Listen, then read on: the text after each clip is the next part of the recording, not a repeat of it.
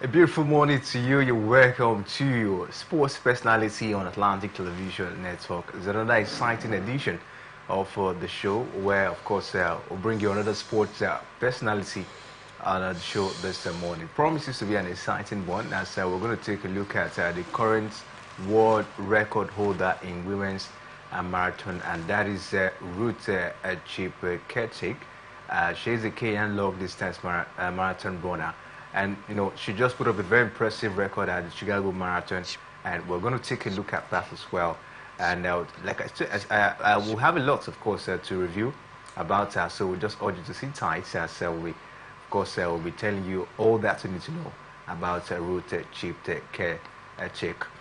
All right, to take a break and we'll come back. Of course, we'll tell you all that you know, all that you need to know about Ruth. Stay with us, right back.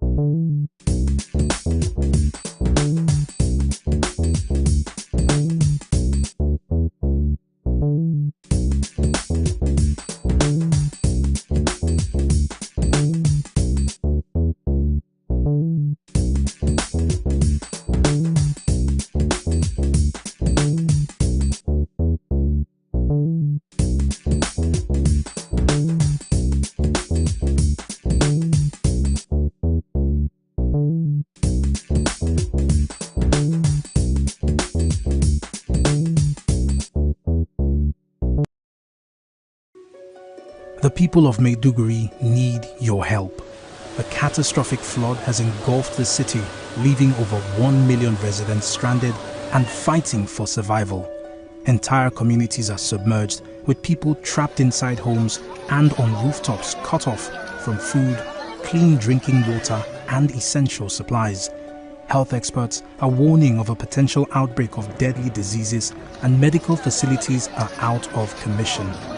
The situation is dire. Helicopters, boats and high-riding trucks capable of navigating the treacherous, waterlogged areas are urgently required to reach the countless men, women and children still awaiting rescue. The Nigerian media is issuing a desperate plea to the government, humanitarian organizations, international actors and citizens across the nation. Step in now, before it's too late. For more information on how you can help, contact Professor Usman A. Tar, the Honorable Commissioner for Information and Internal Security, Borno State, on 0809-233-3955. Every second counts.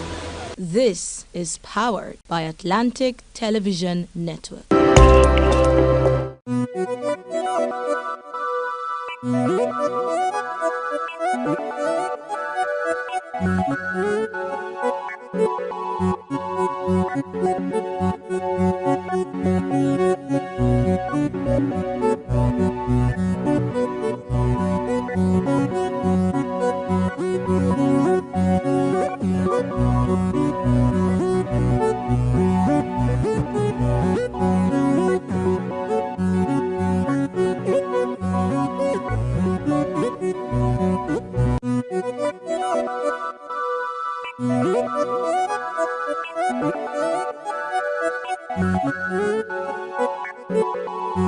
You're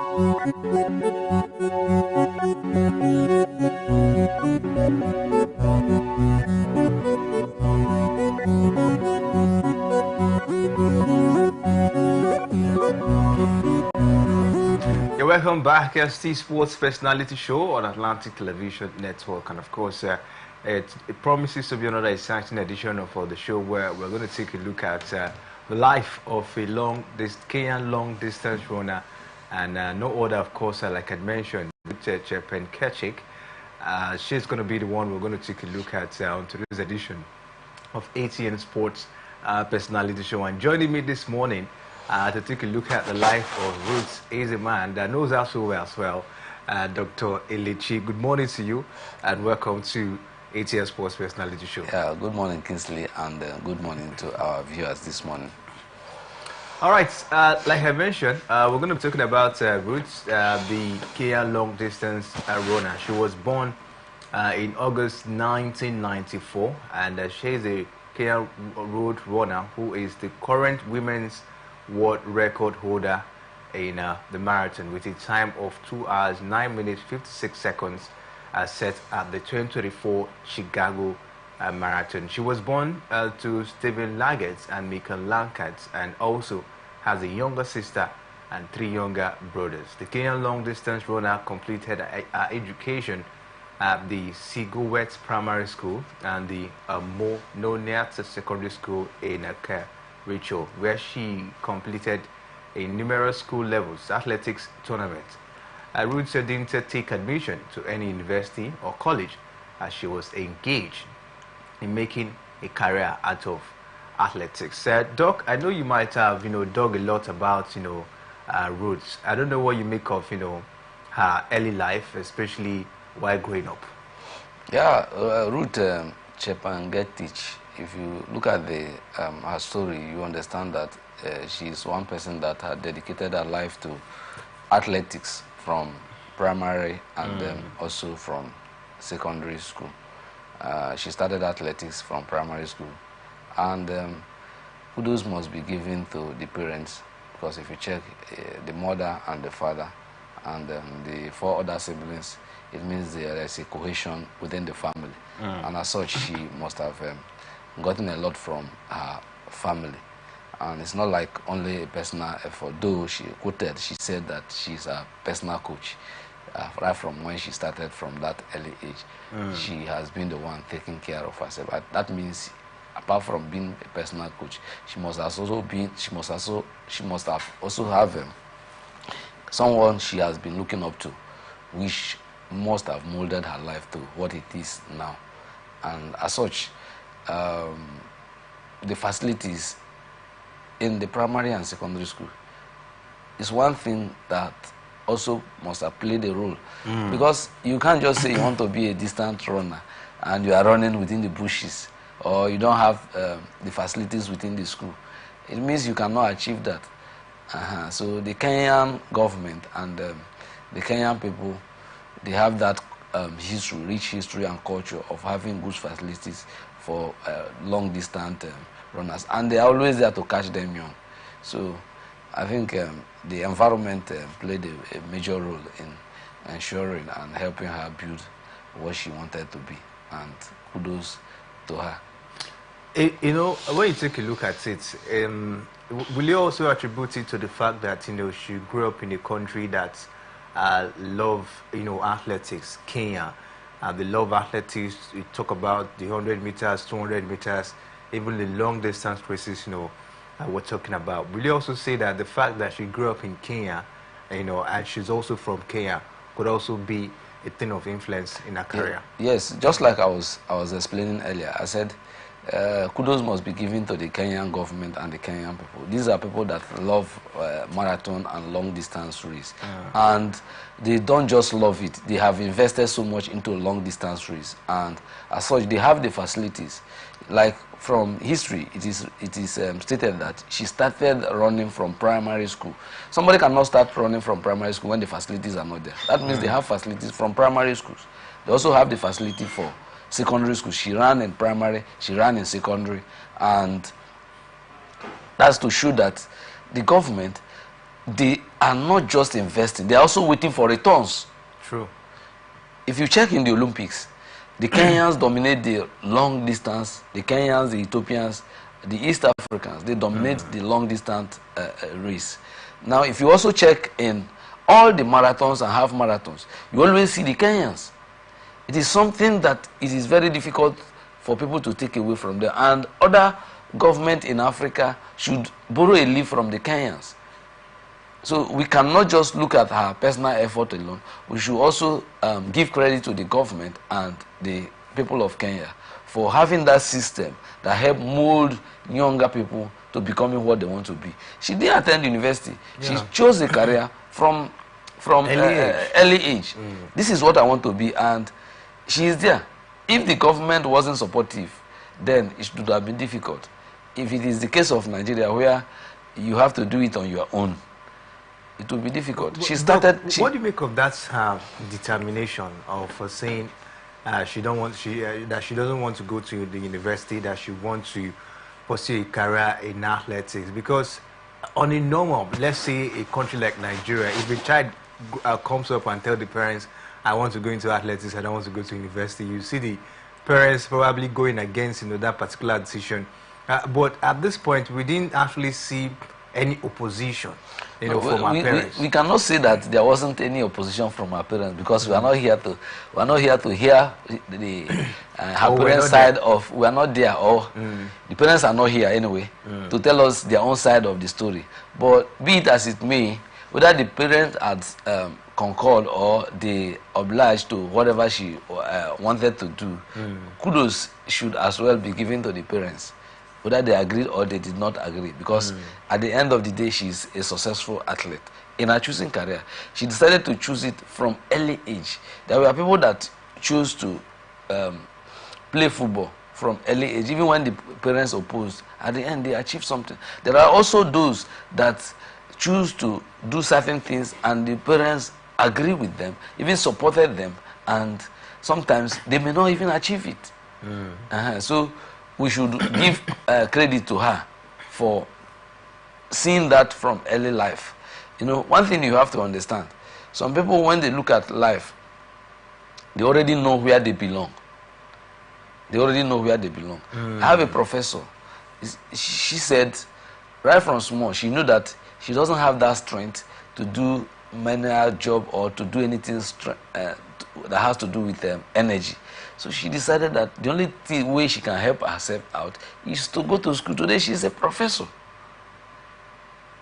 So if people can identify their talent from early age, then we'll have lesser problem in the society. Sure. This is what I can do. Let me channel my energy towards that. Instead of wasting my time going to the university, and at the end I'll come out of the university and be looking for a job. Let me become a long distance runner. And today, it's no longer just a long distance runner. Even the people of Kenya is benefiting from you. You and I were talking about her, which means Africa as a whole is also being proud of her for choosing a career, not because she has gone to the university. True. Let's talk about the Eastern Africans. What do you make of it? You talk about Kenya, you talk about Ethiopia, you talk about Ugandans, and the rest of them. They're very good when it has to do with long distance races. Anything long distance races, they are always very, very good. What will you attribute it to? Is it the way they were created by God, or maybe the environment? I think majorly it has to do with the environment. The Tanzania, the East African environment, where we have the Eritrea, Ethiopia, Kenya, the Ugandans, even Tanzania, the environment is hilly. They have a lot of mountains. And now the mountains within such area, now it becomes very difficult for you to breathe most times. So, but when people adapt to the environment, they tend to withstand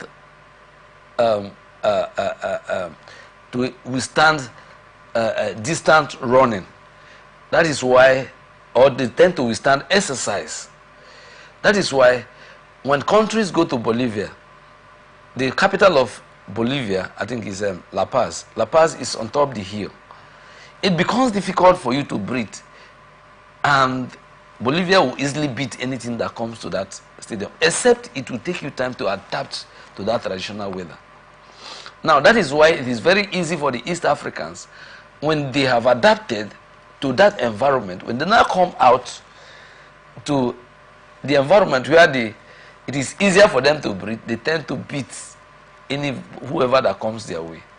Now, if you take an athlete to train so hard for you to compete with them, because the amount of oxygen they will require in wherever they are, I mean in Kenya where they started training, will be so small, and they adapt to it.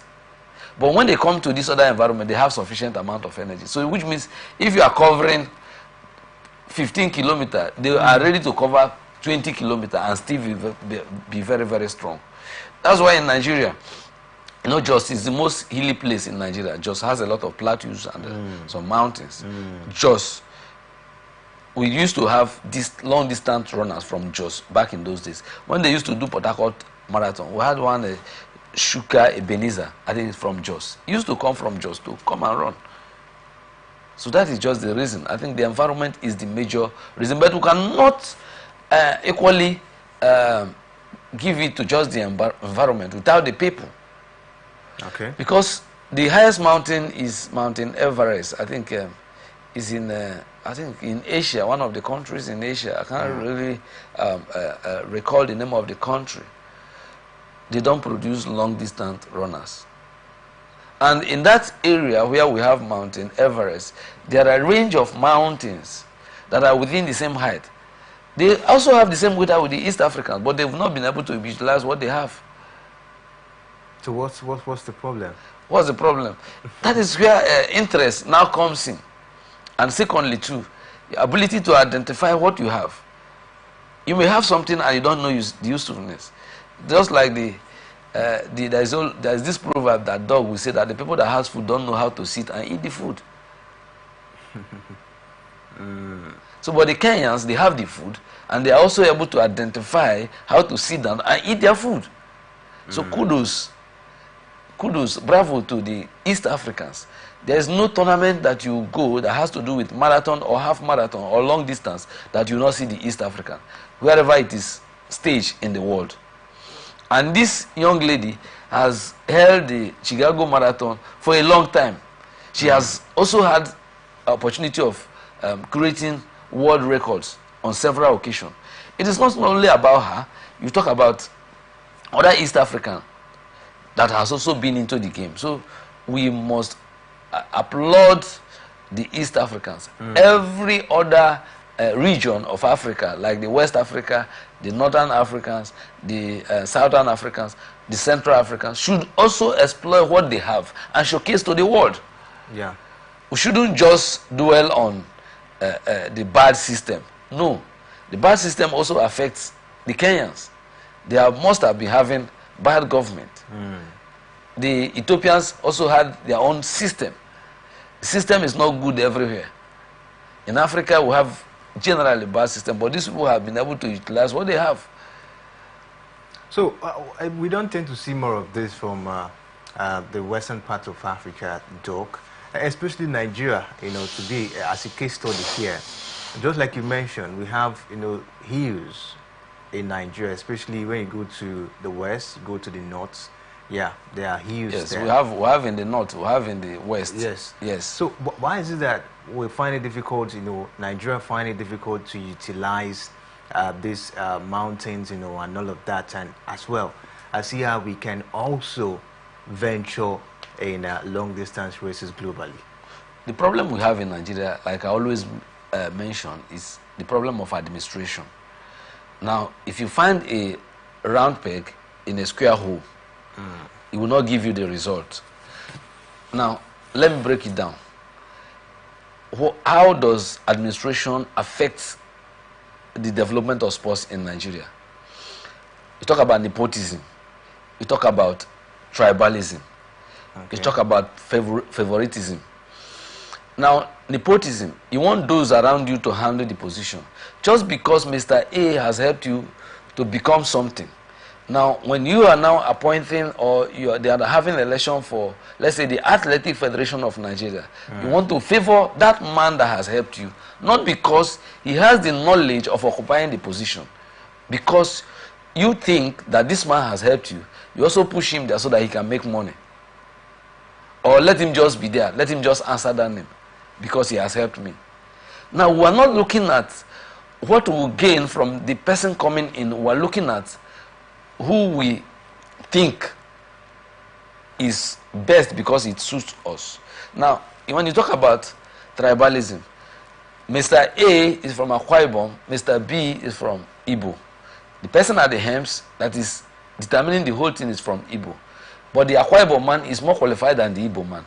Because the Igbo man is at the helms of affairs, he wants his brother to be there. Whether he knows how to do it or not. Sure. So when the man gets in there, he wouldn't want to look at how things are done. He will, first of all, try to block everybody from coming closer. Because he thinks somebody wants to take something from him. But there's nobody that wants to take anything from anybody.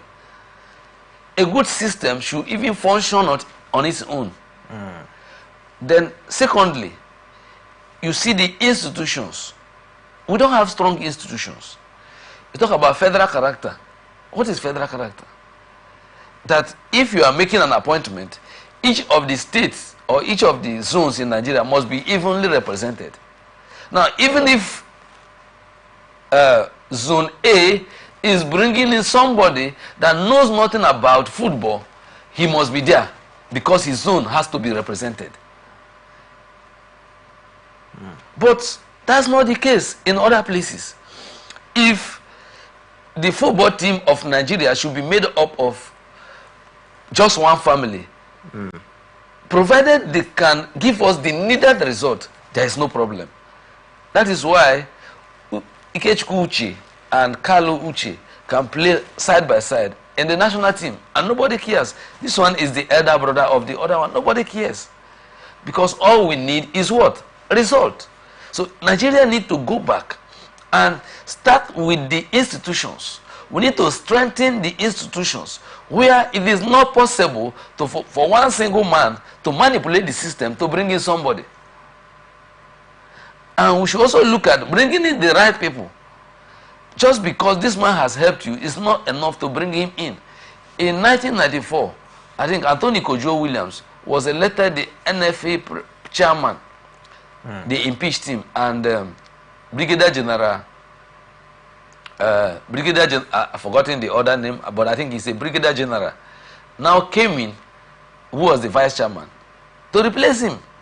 What was the sin of Anthony Kojo Williams? They said he will always stand there and be talking to them anyhow. That he want to stamp his authority on them. At the end, the result we are having these days with our Super Eagles is showing. So the Nigerian government need to go back and strengthen our institutions so that we can have the right people at the right place at the right time. And when we do that, these people will bring in their wealth of experience into sports administration. And once people that has that wealth of experience comes in into sports administration, they will allow the younger ones to grow. You nurture them. We used to have school sports. We used to have inter-house sports, even up to primary school. We used to have school meets where each of the schools comes, they meet in games and they select the best. The facilities are no longer there. We have secondary school and primary schools that do not have sports facilities now. All right, we've been talking about with Chip Yankachik and tell you a lot, of course, to be unraveled about this lady. I will tell you she's the current world record holder in women's marathon after putting up that impressive record or impressive performance, you say, at the Chicago Marathon. And we've been taking a look at, what could have made her to be so special, in long distance races. What would have given her that edge to be ahead, this time around, in long distance races. And talking about the Eastern Africa, they are so good when it has to do with long distance races. Doc, since we're also looking at what makes the Eastern Africans special in long distance races, most of the time a lot of persons tend to see these people as not being that beautiful, their physiques not really that that maybe attractive to see. How will you put it, especially when you take a look at Roots, the way she is, very slim, not that heavy. Will you say it's as a result of the training they have to go in order for them to maintain that shape, to get to where or to maybe achieve what they've actually achieved at the moment? Yes, to some extent, I would say the training must have affected them in one way or the other. But one thing you have to understand when you talk about beauty, God has created every human in his own unique way. When God created, he saw that it was good. So whatever God has created is always good. But sometimes exercise tend to reshape, especially when it has to do with anything that has to do with sprint. That's why if you check, now it depends on the shape of the person. Now when you now add exercise to it, it can also turn it to something more beautiful, because I won't say ugly, more beautiful. So the Kenyans and the Eastern runners, yeah, they have that physique, and naturally they have the physique, but the exercise tend to now take it to another level, which also is very, very beautiful. Sometimes when they don't cover their body with clothes, you tend to see it from a different angle. But when you also see them with the whole body covered with clothes, you also see them from a different angle. If you check some of the old athletes from Kenya after retirement, you also see the beauty, or you see their beauty, which is also quite different from what they normally used to be when they were running. So I think there is uniqueness in all. There is uniqueness in all. All right, we'll take a break now. When we come back from the break, of course, we'll unravel more about Kenya long distance runner, talking about Ruth Chepngetich. She has done a lot for herself. We'll try to, of course, bring you all that she's been able to achieve, over time, and we'll take a look at, the future. What does the future hold for Ruth? I'll take a look at all of this when we'll come back from this short break. Stay with us, we'll be right back.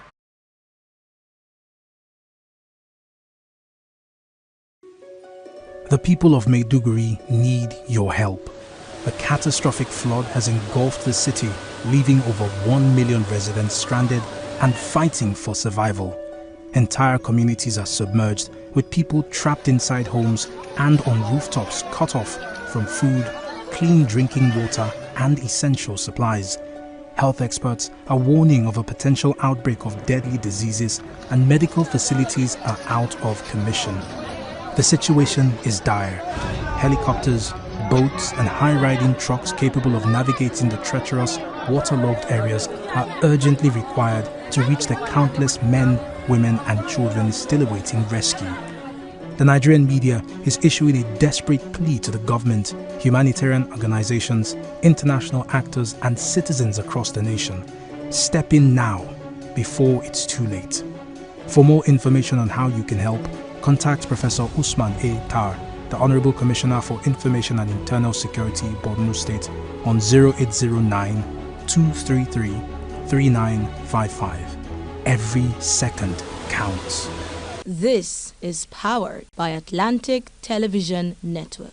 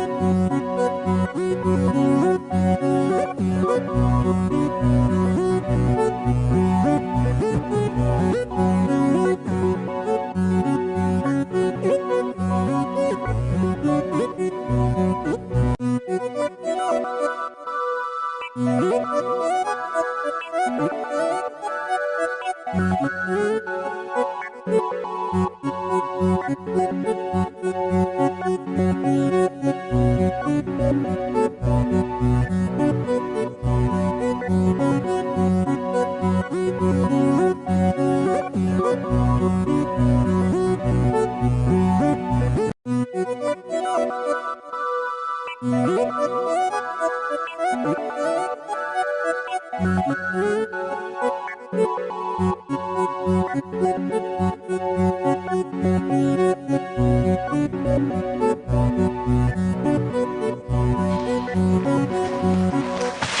back, Steve Sports Personality Show on Atlantic Television Network, and of course, we're bringing you the latest. And of course, who's the latest this morning is Ruth Chepangechik. She's a Kenyan long distance runner, and we'll take a look at how she started and what she's been able to achieve so far. And talking about Ruth, she is the 2019 World Champion in the marathon, and she's a three-time winner for the Chicago Marathon, having won in 2021, 2022, and 2024, where she set the world record. And she is the first woman to break the 2 minutes 11 seconds and 2 minutes 10 seconds barrier in the marathon, and also holds the third fastest mark of all time for the half marathon at the 1 hour 4 minutes and 2 seconds. Impressive performance, Doc, we saw in Chicago from Ruth. I don't know what you make of that record for Ruth. I think it's a very impressive one, world record upon world record. And this recent one is something that it takes someone with so much commitment to the game for such person to achieve such a remarkable thing. But we don't take it away from her. She didn't just start it today. She started winning from 2016. Even in Rabat, Morocco, half marathon in Kenya, Nairobi. So he started in Africa. That means the platform was already there for her to achieve whatever thing she is achieving today. And it's not just one world record. In 2019 in Doha, she also won gold in the world championship in Doha, silver in 2018 in Valencia in World Half Marathon Champion. So she has been on it, and there has been this improvement, and she is not just holding one world record. She has other world record. I think we must as well give a very good applause to her. It's been a fantastic outing for her from 2021, especially when it has to do with the Chicago Marathon. I think she won that one in 2021, 2022 as well. Okay. And then in 2024, where she just put up the current. She has about 3 gold medals as stretch. And the world record is, she's breaking the barrier of 2 hours, 10 minutes.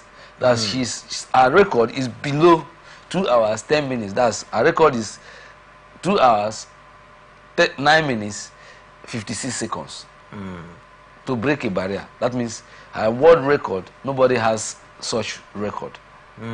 She keeps on improving. She keeps on adding to what she already have already. At Dubai, I think Dubai 20th marathon, she also set a new record of 2 hours 17 minutes 8 seconds at Dubai. So she's a record breaker, and it's just she's 30. We are just at the twilight of her career. We'll still see more records from her. This is what she has chosen to do in life. True. While she has put on all her mind. She has put all her minds and everything about her, all her being is athletics, marathon. Either half marathon or the main marathon. Sure. So, picking up the record, we should applaud her. And she has been consistent without injury. What could be the reason, for the consistency? It takes a lot for one to maintain such level of consistency, especially in long distance races. I think one has to do with planning. They say he who fails to plan has planned to fail. Planning. And also looking at the kind of food she eats. And also looking at the kind of environment she finds herself. Okay. Now, for instance, regimes, they say the English environment, the England environment or London environment always make him, each time he gets into injury, it's very difficult for him to recover. I don't know if you understand. Yes. So you look at what you do that gives you success, and what you shouldn't do that will drag you down. No, that's the difference between the successful people and those who are not successful. Those who are not successful don't tend to look at their actions. I think this woman has been looking at her actions and the ability for her to improve on what she has not done right within a period. For her to have 3 straight gold in the Chicago Marathon is not a beans. It's not a mean feat. It's not something that it's not everybody that can achieve that. Let me put it that way. 2021, 2022, 2023. She also had silver in 2024. In 2023, she has silver. That's why I said she always look at her ups and her down. In 2023, she had silver. After winning gold in 2021, 2022, 2023, she had silver. So by 2024, she looked at what must have cost me this gold. Yeah. So she improved on it, and not just improving on it, she now had a record. Impressive. Impressive. All right, it's been an impressive one, you know, for Ruth in terms of her career and how she's been able to improve herself, you know, going forward. The Ruth focus in athletics became evident at a young age. Her dedication and commitment to training shaped her future in long distance running. You know, she said, you know, we talked about her not, of course, looking forward to get down to go to university. You know, when she was asked, she said, I simply told my parents that it was needless for them to spend money on me in college, yet my desire and focus was to pursue a career in athletics. She said via Nation Africa. Now, Ruth's career and profession, talking about her career and profession, began in 2016, and she quickly rose to prominence in international marathons, specialization in marathons and long distance running, and her global recognition, particularly in major marathons like Chicago and Istanbul. And in 2018, she won the women's only road race at the 40th Istanbul Marathon, the World Athletics Labor record race. She ran 2 hours, 18 minutes, 35 seconds with a split time of 31 minutes, 59 seconds at 10 kilometers and 48 minutes, 15 seconds at 15 kilometers, 1 hour, 8 minutes, 22 seconds at the half marathon mark, and 1 hour, 35 minutes, 42 seconds at the 30 kilometer one as well. And her performance was a course record, the best performance ever on Turkish soil, and at the time was the 70th fastest time in history. And running this time, she became the 10th athlete in history to break the 2 minutes 19 seconds barrier and the 30th in history to break the 2 minutes 20 seconds barrier. Doctors, like you know, you read out out there. This, of course, is a huge feat, you know, for an athlete at the age of 30. It is. It is. I think her background, how she started, and if you check in her career, she has traveled to all the continents. She has been to Japan, she has been to Turkey, Paris, Germany, Colombia. So you see this movement all over the place must have really contributed. She now understands how the environment is, how the sport is. She's not just a novice. You know, sometimes when someone is growing up and you don't have the opportunity to meet certain or go to certain places, your first time of going to such places, it becomes an issue. You may be the best, but when you find yourself in an environment that is hostile or that is not comfortable to you, let me not use the word hostile, that is not comfortable, you may not be able to do what you know how to do best. I don't know if you understand me. Just like playing Leicester City going to play in Camp Nou. Look at the size of the stadium. Or let's say Doc, are you saying they won't be able to play at Camp Nou? They will be able to play, but the size is something else. Even our footballers, Nigerian footballers, sometimes they will tell you that when they find themselves in a big arena, it becomes a different ball game. Sometimes the noise from the fans alone can make you do what you wouldn't want to do. So, but she has traveled wide from that tender age, even before she got to this 30, from 20, 21, 22, she already had meets outside Kenya. She started Morocco, she was moving all over the place. I think the the policy of the government on the issue of distance race and long marathon should have played a very big role in helping her. Also, in 2019, at the 20th Dubai Marathon, Chepngetich set a new course record of 2 hours, 17 minutes and 8 seconds. On 28th of September, she won the world title in the marathon at the 2019 World Athletics Championship in Doha, Qatar, clocking 2 hours, 32 minutes, 43 seconds after a midnight start due to sweltering, humid condition. The silver medal went to Rose Chilimo of Bahrain with a time of 2 minutes 33, 2 hours 33 minutes 46 seconds, and bronze went to Namibia's 39-year-old Helena Jonas, who clocked 2 hours 34 minutes 15 seconds. Chepngetich time was the slowest world championship winning time in history for the women's marathon. Now, due to the unfavorable conditions, only 40 out of 68 starters finished the race in Doha. In 2020 and 2021, on October 4th, 2020, she finished third in the London Marathon, and on April 4, 2021, she set a half marathon world record of 1 hour, 4 minutes, 2 seconds at the Istanbul half marathon in Turkey, taking 29 seconds off for the previous best to set by Abebe Yeshana in 2020. And she also put up a record. Chepngetich, a record has since been broken, and she is currently the third fastest woman in history at the distance behind Yalam Mesev and Lesin Kedo.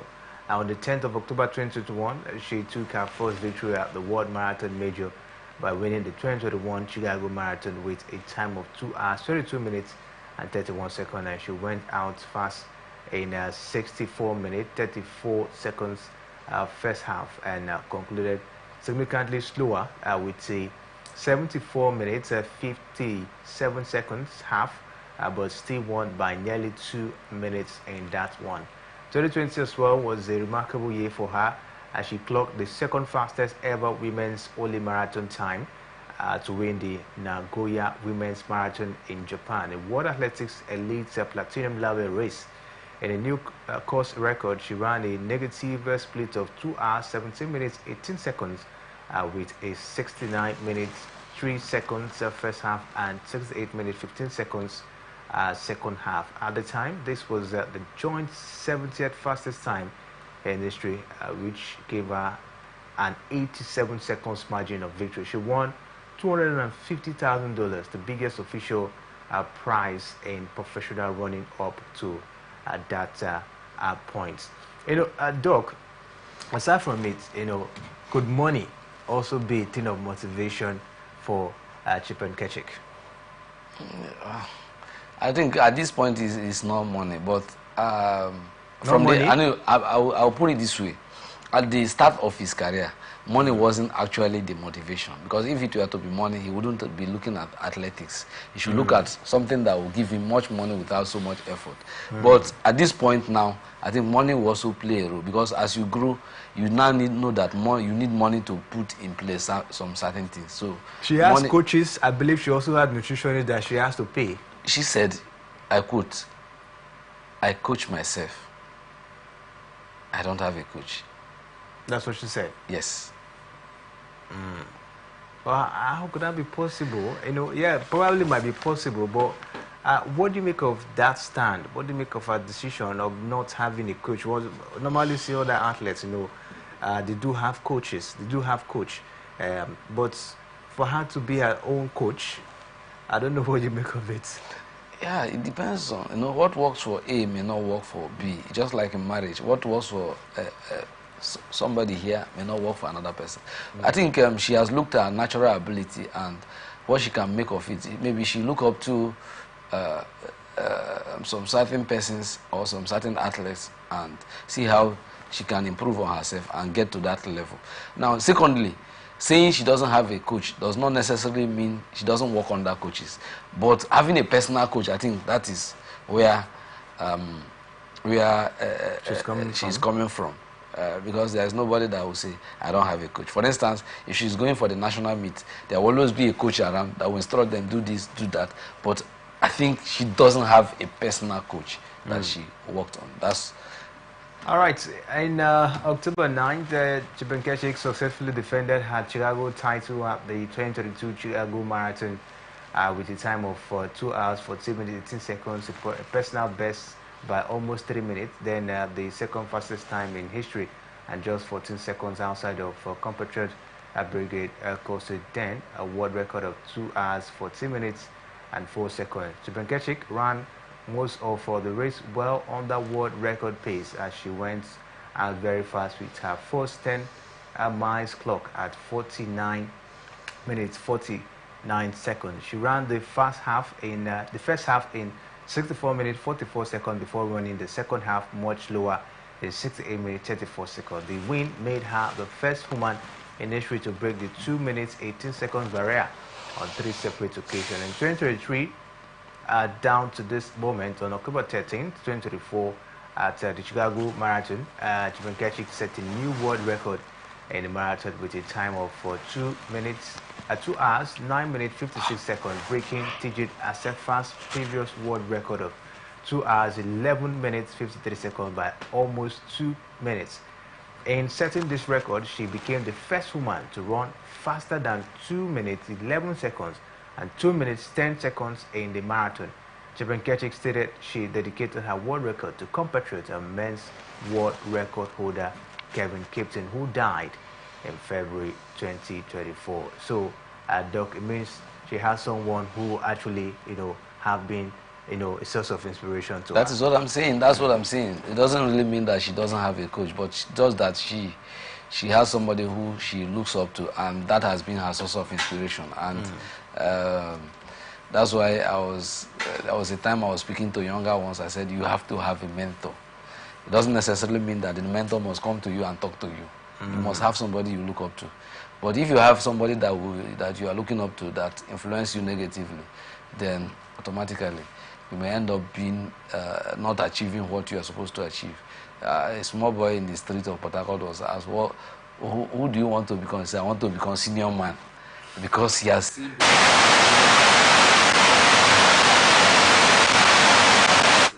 good role model to the upcoming one. Yeah, the role model, the person she followed, actually played the right role. And I was also a good long distance runner as well. Yes. You can't, if you want to be the best, you can't look at the worst. So you also look at those who are in line with what you want to achieve. So she must have had someone, apart from that person, while growing up, she must also have had someone within the locality. True. A Kenyan who has been running and who she must have been looking up to. See, this person is doing this every morning. I want to join this person and do this. And we heard that, she's worth about $1 million US. Very, very huge, amount of money for a long distance runner like Ruth Chepngetich, $1 million US. That's, of course, her net worth from what was seen so far. You think she's worth up to that? She should be more than that, Seth. More than $1 million US? She has won so many events. She has traveled to so many. The only thing I've not seen among her achievements is Olympic medal. But she in the world marathon, she has so many. So if she is worth that, I think they are even bringing it that she should be more than that. At 30 years of age, Doc, we haven't heard anything about marriage, or maybe her giving birth to a child and all of that. 30, I don't know what would be your advice to Chepngetich. I think my advice should be that she should keep her head up with her career, and also look for a way to find someone to settle down with, because age is but there's something about the much Kenyans, the Ethiopians, especially those that participate here a lot of time, they don't marry early. Yes, because they put more to their career than marriage, and because after achieving that, they can talk about marriage.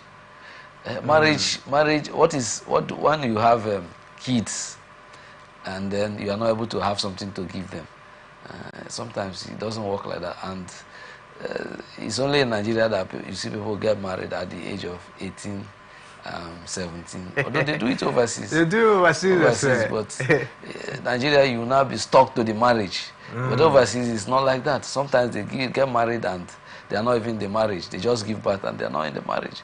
But in Nigeria, when you get stuck, if God doesn't help you, because everything about us is God.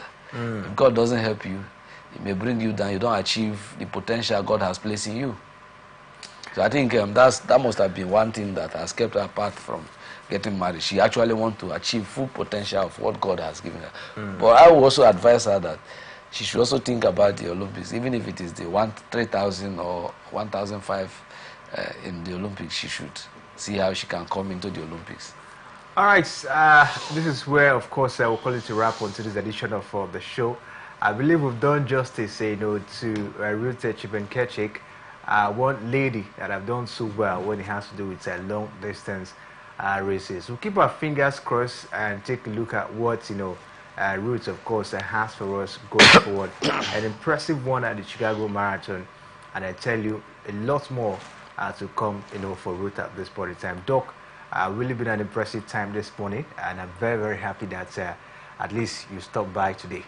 Yeah, thank you very much. And I think Nigerian athletes should also borrow a leaf from Ruth Chepangetich, because she achieved a lot.